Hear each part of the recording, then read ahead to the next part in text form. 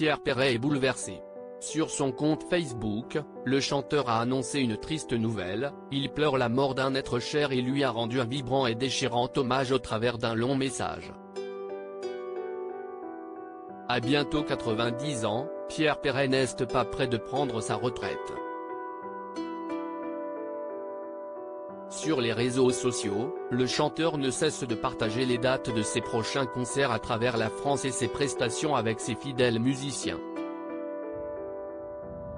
En avril dernier, l'artiste a même sorti un nouvel album, baptisé Ma vieille carcasse, sur lequel il n'a, comme à son habitude, pas fait de langue de bois en évoquant tous les sujets qui le touchent. Sur sa page Facebook, le mari de Simone Mazal-Tarim, dite Rebecca, se livre d'ailleurs à cœur ouvert à son public auquel il ne cache rien, ses coups de gueule, ses joies et ses peines. Ce mardi 18 juillet, CIST le cœur lourd qu'il a posté un message bouleversant pour annoncer à sa communauté une très triste nouvelle, la mort d'un être cher. Depuis le 16 juillet, il pleure la disparition d'Henri Tachant. Pierre Perret effondré après la perte d'un être cher. Le chanteur de 83 ans s'est éteint à Avignon, dans le Vaucluse, le même jour que la regrettée Jane Birkin.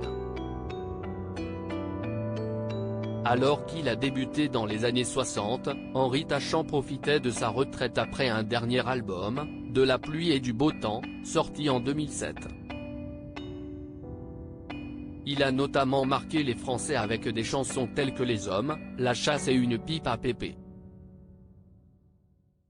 Un style insolent et sans concession très proche du répertoire de Pierre Perret qui ne cache pas son chagrin d'avoir perdu celui qui était son grand ami.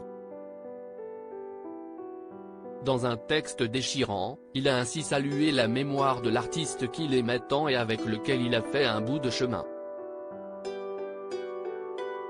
Tachant s'est barré. Henri, si est-il la première vacherie que tu nous fais, a-t-il écrit. T'avais pas le droit de te tirer comme ça en loussedé, sans rien dire à personne, comme d'hab.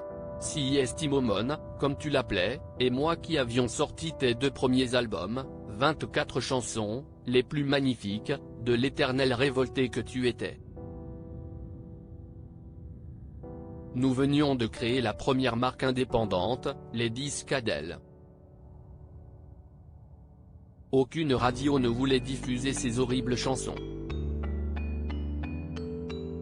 Je connaissais le problème. Pourtant, une gare, ma mère, toutes les femmes sont belles ou Dupont, à laquelle tu as voulu que je participe, ne sont-elles pas de bien grandes et belles chansons d'amour et de révolte?